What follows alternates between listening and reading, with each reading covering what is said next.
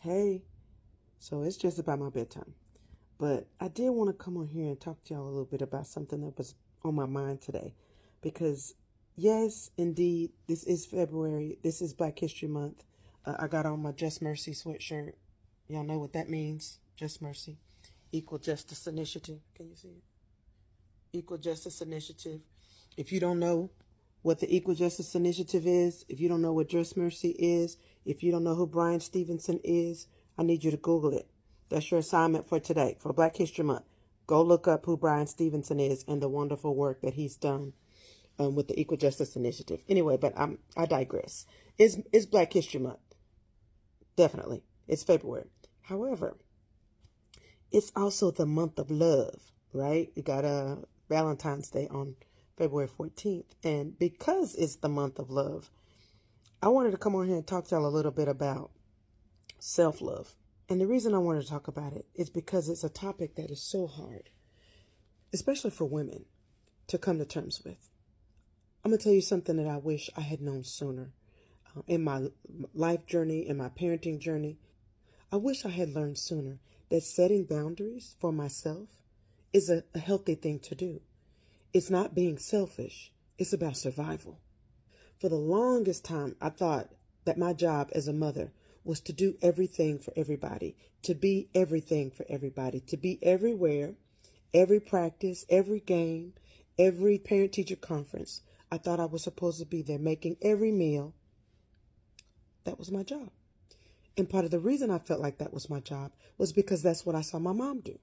She reinforced it. I saw her do the thing. She did that. She did that for us. And not only did I see her do it, society also reinforced it. That it was my job as the mom to make sure that everything got done and got done well. So because that was what I saw my mom do, and that's what I saw of my entire upbringing, I assumed I was supposed to do that too. And that I was supposed to do it selflessly, to give of myself and just make sure everybody was good, make sure everybody had what they needed before I took care of myself. I now know that was some BS. But let me tell you something. Doing everything for everybody else, prioritizing everybody else's needs before my own, it left me exhausted. It left me burnt out. And sometimes it left me resentful because I was mad because I had to do all these other things for everybody else. And I was being stretched so thin and nobody seemed to care. So after a while, I said, this is some BS. And I had to make a change. I had to really start prioritizing myself and really saying to myself, you know what? I got to take care of me because at this stage of the game, it don't seem like anybody else is going to do it. So as my kids got older and they were able to be more self-sufficient and take care of themselves, at least for a little while, I like to take baths. I like to take hot baths. And so I started to say to them as I was running my bath, I would say, hey, I'm about to take a bath. I would prefer not to be disturbed. And what ended up happening was that as I did this over and over, several times a week, I would go in there, I would close my door, run my bath, have my candles, have all my stuff in there, and just be chilling out. What ended up happening is those girls never bothered me. Unless the house was on fire, which it never was, thank God. But they knew, don't come in there and bother me. It better be an emergency or something you cannot handle on your own.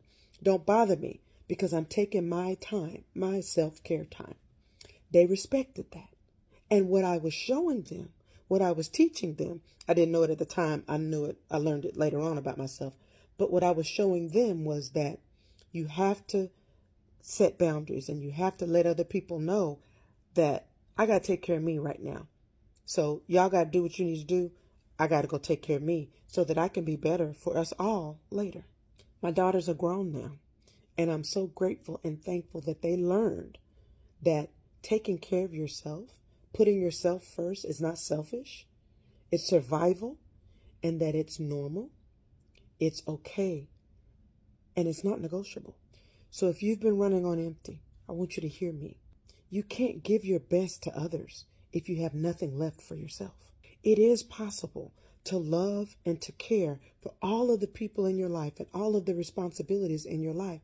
It's okay. It's possible to do those things and to make yourself a priority. It's possible to do both.